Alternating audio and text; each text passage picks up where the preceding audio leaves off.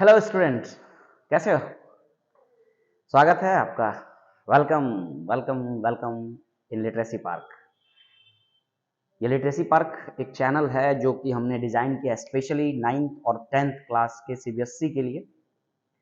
तो मैंने अभी सीरीज़ डलवाना शुरू किया क्लास 10th का। आपको पता होगा कि इंग्लिश का गया है, और इस वीक से ही, इस वीक मतलब आप यूँ समझिए कि आज से कल तक में ही क्लास 10th के लिए क्रैश कोर्स भी जाना शुरू हो जाएगा। और जितने भी टॉपिक हैं मैं उसको प्रयास करूंगा कि बहुत कम दिनों में आपको कवर करके दे दूं, ताकि जो रिवीजन का समय है उसमें बच्चे रिवीजन कर सके।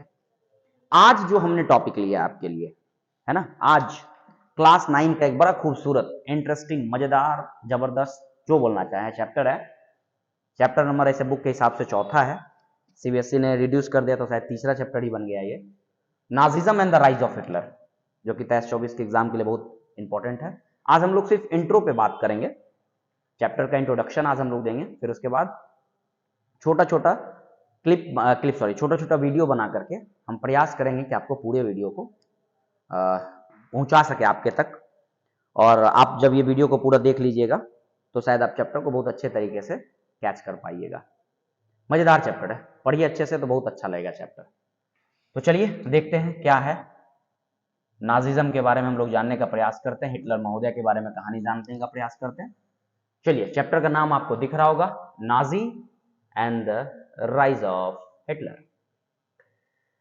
पहला जो टॉपिक है ये इंट्रोडक्शन है, तो इसलिए आपको पहले समझना पड़ेगा कि आखिर ये नाजिज्म है क्या, और ये हिटलर जैसा वर्ड जो आप देख रहे हैं ये हिटलर राइज कैसे किया। आज जिस वर्ड को हम लोग सिनोनिम्स के तौर पे इस्तेमाल करते हैं, आप पता होगा कि हिटलर बोल देना मतलब डिक्टेटर को डिफाइन कर देना। आप घरों में भी देखे होंगे, आपके मम्मी पापा जब आप पे बहुत ज्यादा जुल्म ढाते हैं, आप कह सकते हैं आपके हिसाब से जुल्म ढाते हैं, अपने हिसाब से आपको सही करना चाहते होंगे, तो आपको जब लगता होगा कि वो थोड़ा जुल्म ढा रहे तो आप भी इस्तेमाल करते होंगे कि तुम हिटलर हो गई हो, बताओ मम्मी तुम हिटलर हो गई हो, बताओ पापा आप हिटलर हो गए हो। नहीं, भाई बहन में भी इस्तेमाल होता है। तो आखिर ये जो हिटलर वर्ड है ये सिनोनिम्स बना कैसे डिक्टेटर का? आखिर ऐसा क्या किया उसने कि इतना बड़ा सिनोनिम्स बन गया, इतना बड़ा नाम डिक्टेटर के लिए सिर्फ नाम काफी हो गया। जैसे कहा जाता है ना कि नाम ही काफी है, वैसे हिटलर डिक्टेटर का नाम ही काफी है। तो क्यों बना ऐसा, क्या हुआ ऐसा? और उसके द्वारा बता दे रहे पहले, उसके द्वारा एक पार्टी बनाया गया तो उसका नाम नाजी था। तो नाजिम मतलब उसके पूरे फॉलोअर्स, उसके पूरे सिस्टम को हम लोग नाजिम बोलते हैं। तो नाजिज्म और राइज ऑफ हिटलर कैसे किया, तो इसी के बारे में ये पूरा का पूरा चैप्टर है। सबसे पहले जो चैप्टर शुरू होता है वो चैप्टर शुरू होता है एक 11 साल के बच्चे हेलमट से, जो कि एक ओल्ड बॉय है, और उसी के कहानी से ये चैप्टर को आपको समझने में मजा आएगा। तो उसका कहानी क्या है जरा गौर कर करके सुनिएगा तो आपको समझ में आ जाएगा कहानी क्या है।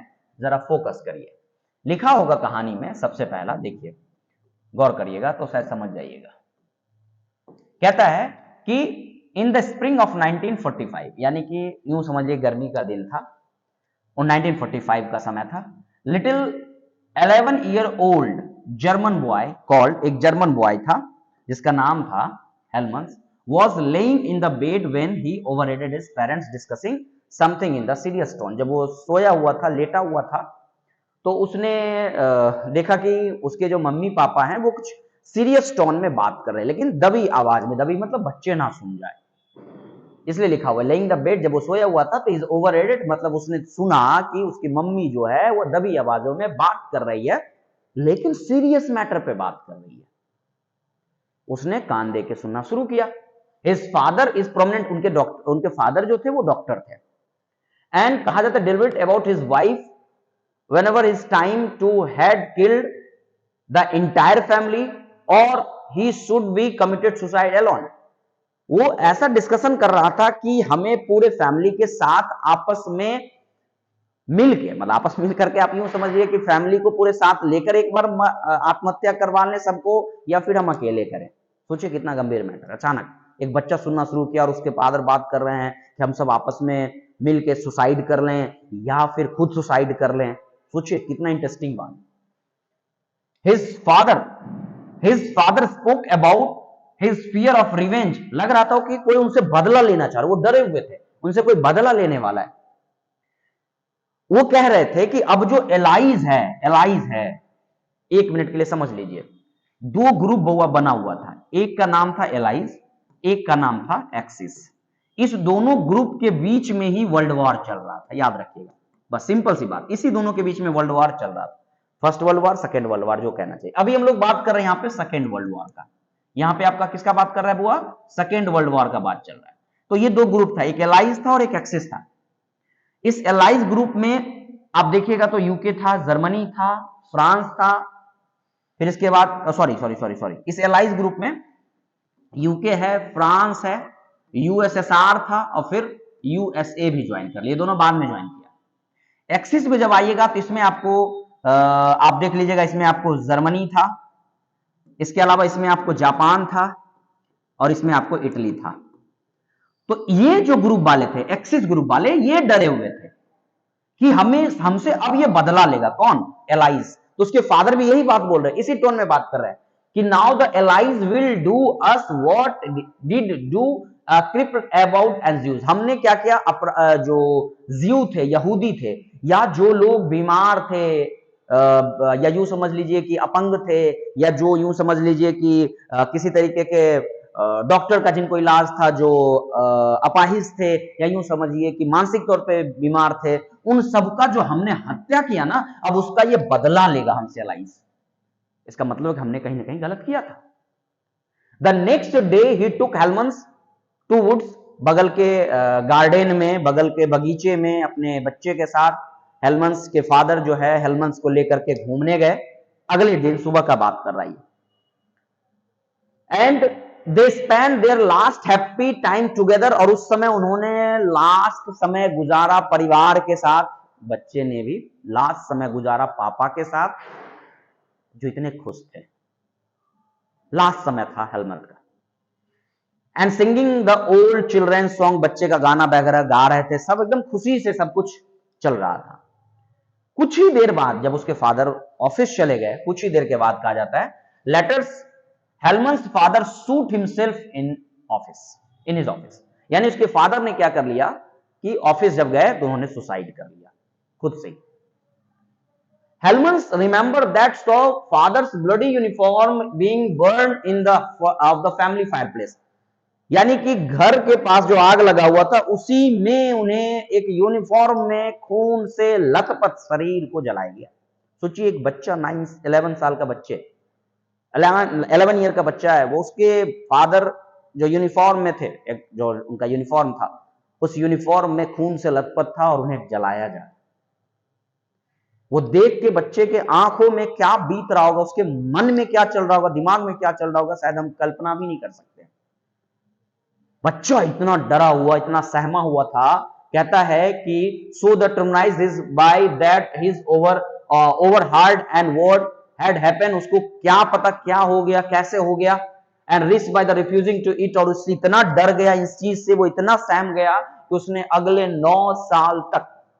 9 साल तक उसने घर में खाना नहीं खाया।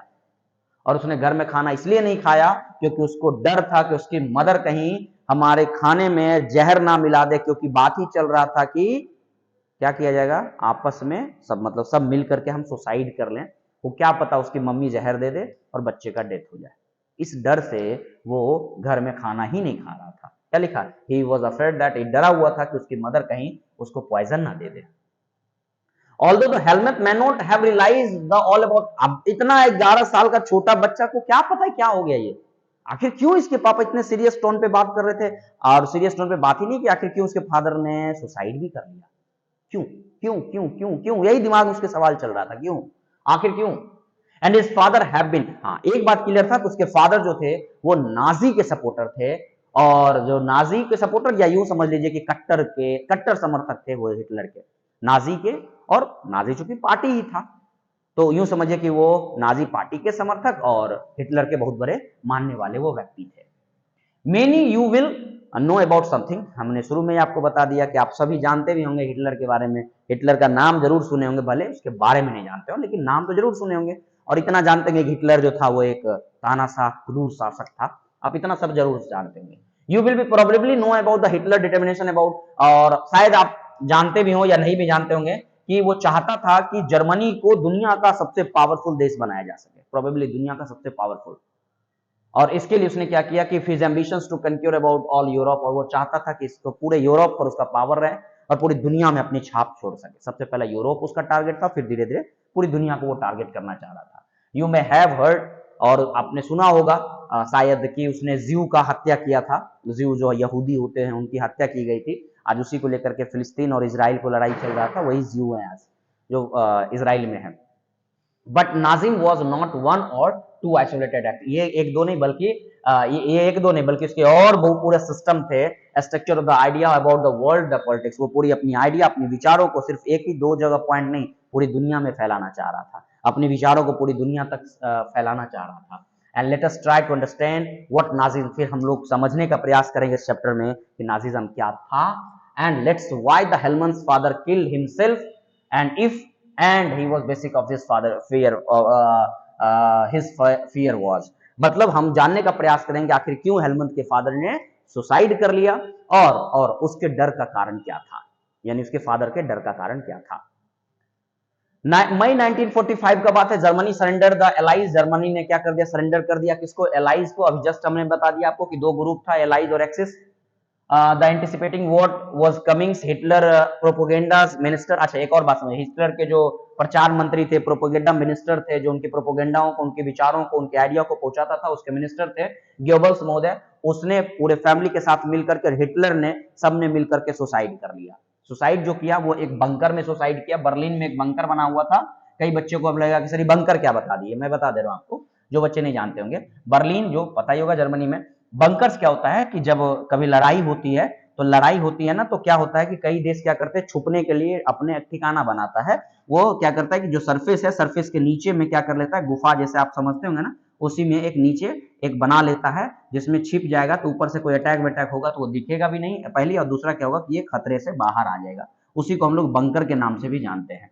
तो उसने क्या कर लिया कि बर्लिन में एक बंकर बनाया गया और उसी बंकर में वो क्या कर लिया कि सुसाइड कर लिया। तो कौन कौन सुसाइड किया बंकर में, जरा गौर कर लीजिएगा कौन कौन किया। तो आप सब जान रहे होंगे कि सुसाइड जो किया वो कौन कौन किया। तो सुसाइड जो किया वो किया, आप यूं समझ लीजिए कि हिटलर के अलावे जो हैं क्या नाम है उनके, जो प्रोपेगेंडा मिनिस्टर थे गोबल्स और उनकी फैमिली। इसके बाद क्या हुआ, ये घटना अप्रैल का हो गया। कहता है at the end of the war the international military tribunal, एक यूं समझ लीजिए कि सैनिक कार्रवाई करने के लिए, या यूं समझ लीजिए कि सजा देने के लिए एक टीम बनाई गई न्यूमर्सबर्ग में, was support to the of to the was set up to the prosecuted of Nazi, Nazi को एक तरीके से सजा देने के लिए, जो जिसने क्रिमिनल एक तरीके से यूं समझ लीजिए कि उसने जो क्राइम किया वो क्राइम किसके अगेंस्ट में किया बताइए, जो उसने शांति का उल्लंघन किया, जो शांति पूरे देश का भंग किया उसके खिलाफ, और साथ ही साथ war crime and crimes against humanity, और उसने जो मानवता को शर्मसार किया, मानवता को जो कत्ल किया, उसके लिए सजा देने के लिए एक बनाया गया कमिटी, या यूं समझ लीजिए कि एक ये टीम बनाया गया। अब क्या हो गया, इसके बाद क्या कहा गया कि Germany conduct during the war specially those action which comes to be call of crime against humanity raise serious moral and the ethnic questions invite worldwide condemnations what were act। अब सवाल ये आता है कि आखिर क्या ऐसा एक्ट था जिसमें इसे मतलब इतनी बड़ी सजा देनी थी, क्यों ये एक्ट लाया गया, इस एक्ट का लाने का मतलब क्या था। तो और साथ ही साथ एक चीज और था कि नाजिम को जो ये दिया जा रहा था सजा, ये पहले भी इसको दिया जा चुका था, याद रखिएगा फर्स्ट वर्ल्ड वॉर के दौरान भी इसे ये दिया जा चुका था। जबरदस्त इस पे फाइन लगाया गया था, इसको जबरदस्त एक तरीके से दुनिया से आइसोलेटेड करने का प्रयास किया गया था, जिसकी वजह से सेकेंड वर्ल्ड वॉर हुआ था। तो प्रयास ये भी किया जा रहा था कि इतना भी फिर से दोबारा मत लाद दो ताकि फिर जाए हिटलर जैसा व्यक्ति पैदा हो गया। एक कहावत भी कहा जाता है कि हिटलर जन्म नहीं लिया बल्कि हिटलर यूं समझ लीजिए कि बनाया गया। मतलब हिटलर जो बचपन में या फिर जो पला बढ़ा होगा, यंग होगा, उसने कभी ऐसा सोचा नहीं होगा कि वो हम इतने बड़े ये कर लेंगे वो कर लेंगे। समय ने, परिस्थिति ने उसको ऐसा बना दिया कि वो उस तरीके से बन गया। इसलिए कहा जाता है हिटलर जन्म नहीं लिया, हिटलर बनाया गया। कई बार ऐसा भी बोला जाता है। Under this shadow of Second World War क्या हुआ, क्या क्या घटना घटी, जरा गौर करिए। सेकेंड वर्ल्ड वॉर में Germany had wage to genocidical war, यानी कि जर्मनी ने कई बार, जेनोसाइडिकल का मतलब हो गया कि मास किलिंग, एक बार में कई लोगों को मार देना। And which resulted to the mass murder selected. अच्छा, कुछ ग्रुप को उसने सेलेक्ट करके मरवाया था, जैसे खास करके देखिए किनको किनको उसने मरवाया था, गौर करिए, मरवाया क्या, मारा था खास करके उसने, देखो क्या था, कहाँ पे, the number of people where killed, 6 million ज्यू को मारा गया, 6 मिलियन ज्यू को। तो लगभग लगभग देख लीजिए 2 लाख जो है वो गैस्पीज को मारा गया, गैस्पीज वहीं पे। इसके अलावा जाइए कहाँ थे, हाँ 1 मिलियन पॉलिश सिविलियन, मतलब पोलैंड के रहने वाले लोगों को 1 मिलियन लोगों को मारा गया। 70,000 जो है German who were considered to the mentally and physically, याद करिए है ना, जिस व्यक्ति के अंदर मेंटली या फिजिकली डिसेबिलिटीज होता था जर्मनी में उसे भी मार दिया जाता था। मतलब उसका कहना था कि हमें चाहिए यंग, यंग में भी एकदम बिल्कुल फिट वाले व्यक्ति जो लड़ने के लिए तैयार रहे। मान लो जो मेंटली या फिजिकली डिसेबल है उसको हम रख के क्या करेंगे, समझ में आया, मतलब एक अगर पूरा आलू का बोरा है उसमें अगर एक सड़ जाएगा तो क्या करेगा, पूरा व्यवस्था को सड़ा देगा। तो इसका कहना है कि डिसेबल को मेंटली या फिजिकली हो उसको हटा दो या मार ही दो उसको, या देश से बाहर कर दो। मतलब देश में सिर्फ और सिर्फ फिट लोग होने चाहिए। And the physically disable and beside to the innumerable of political opponents, इसके अलावा कई ऐसे भी लोग थे जिन्होंने उनका अपोज किया था, उन्हें भी उसने मरवा दिया था। कुल मिलाकर के समझ लीजिए 6 मिलियन ज्यू को मारा गया, 2 लाख जो है वो गेस्पीज को, 1 मिलियन जो है पोलिश को। इसके अलावा कहा जाता है कि 70,000 जर्मन में वे लोग जो फिजिकली और मेंटली डिसेबल थे वो लोग, और बहुत सारे जो उनका विरोध करने वाले थे, उनकी विचारधारा को विरोध करने वाले थे, उनका भी उसने हत्या किया। Nazism devise to the unpredictable means to the killing peoples, that's by the gassing them various killing centers like मतलब कई जगह पर उसने बना रखा था मारने का जगह। उसी में एक जगह था जिसका नाम था ऑस्ट्रिच, एक जगह था जहां पर जाकर के वो मारता था। कई जगह उसने बना रखा था जहां पर गया, कहीं पर गैस चैम्बर बनाया हुआ था, कहीं पर कुछ कुछ अलग अलग सिस्टम बना के रखा था। स्पेशली वो गैसिंग का ही वो बनाया हुआ था, गैस चैम्बर बना हुआ था, हजारों लाखों लोगों को उसके अंदर डाल दिया और सीधा गैस को चला दिया। The Nuremberg where tribunal sentence to the only 11, जिसने नाजी के प्रोपोगेंडा को आगे लेकर के चला, उस प्रोपोगेंडा को आगे ले चलने वाले 11 लोगों को क्या किया गया, कहा जाता है कि जो उसके सबसे लीडिंग लीडर्स थे, और उसको क्या किया गया कि मौत की सजा जो है वो सुनाई गई। And many other were imprison, कई लोगों को लाइफ टाइम जो है वो सजा सुना दिया गया। लेकिन इतने बड़े मास किलिंग करने वाले के लिए 11 और कुछ लोगों को जो जेल में डाला गया, शायद ये कम था। आप सोच सकते हैं कि जिस विचारधारा के साथ ये लोग चल रहे थे उसमें हजारों नहीं लाखों लोगों को मारा गया। अब वैसे लाखों लोगों मारने वाले व्यक्ति में 11 लोगों को सिर्फ सजा होती है, तो ये भी कहीं ना कहीं एक क्वेश्चन मार्क बन जाता है कि इतने ही लोगों को क्यों। फिर उसके बाद आता था रेडिस्ट ऑफ टू द, कहां पे गया, हाँ, the retribution of this comes yet to punishment for the Nazis for shot, दिया ना कि जिसने इतनी बड़ी घटना की उसके लिए बहुत कम था, जो इतने बड़े मानवता को शर्मसार किया उसके लिए बहुत कम था। And the allies did not want to be harsh to defeated of Germany as been have after the first war. लेकिन हाँ, एक बात ये भी दिमाग में रखा गया था कि आपको मैंने शुरू में बोल दिया कि इसको फिर अब वैसा नहीं करना था जो फर्स्ट वर्ल्ड वॉर में किया गया था। फर्स्ट वर्ल्ड वॉर में भारी भयानक जुर्माना लगाया गया था जिसकी वजह से हिटलर जैसा व्यक्ति पैदा हुआ था, तो फिर से वैसा ना किया जाए ताकि फिर से कोई दूसरा व्यक्ति पैदा ना हो जाए। इसलिए ध्यान रखा गया कि उसको जो सजा सुनाई जाए वो वैसा सुनाया जाए ताकि वो फर्स्ट वर्ल्ड वॉर जैसा ना हो। इसलिए everyone came to feel that rise of Nazi Germany could be partially off to the trace back to the German experience at this ends of the first world war. आखिर Germany का आने sorry Hitler के जन्म लेने का जो trace हमें मिलता है, जो एक तरीके से यूं समझ लीजिए कि जर्मनी के आने का जो हमें पहचान मिलता है वो फर्स्ट वर्ल्ड वॉर के बाद ही मिल जाता है। यानी फर्स्ट वर्ल्ड वॉर में ही जर्मनी पे भयानक जुर्माना लगाने की वजह से अपना बदला लेने के लिए प्रतिशोध की आग में वो जल रहा था और उसकी वजह से ही कहा जाता है कि हिटलर का जन्म हुआ। तो दोबारा फिर से वैसा ना किया जाए ताकि हिटलर जैसा कोई पिटलर पैदा हो जाए, हिटलर पैदा हो जाए, कोई पैदा हो सकता है, इसलिए दोबारा वैसा कोई ना पैदा हो, इसलिए इसको भी ध्यान में रखा गया। तो फिर सवाल आता है कि आखिर ये सब हुआ कैसे, क्या हुआ, क्यों हुआ, तो कैसे हिटलर बना, कैसे हिटलर ने पार्टी बनाया, तो ये सब का डिस्कशन हम लोग करेंगे, वो भी अगले क्लास में। तो एक एक यूनिट करके करेंगे तो आप पे भी लोड कम रहेगा। आप एक बार नहीं बल्कि आप 2 बार वीडियो को देख लीजिएगा, छोटा छोटा वीडियो रहेगा, आप 2-2 बार करके देख लीजिएगा।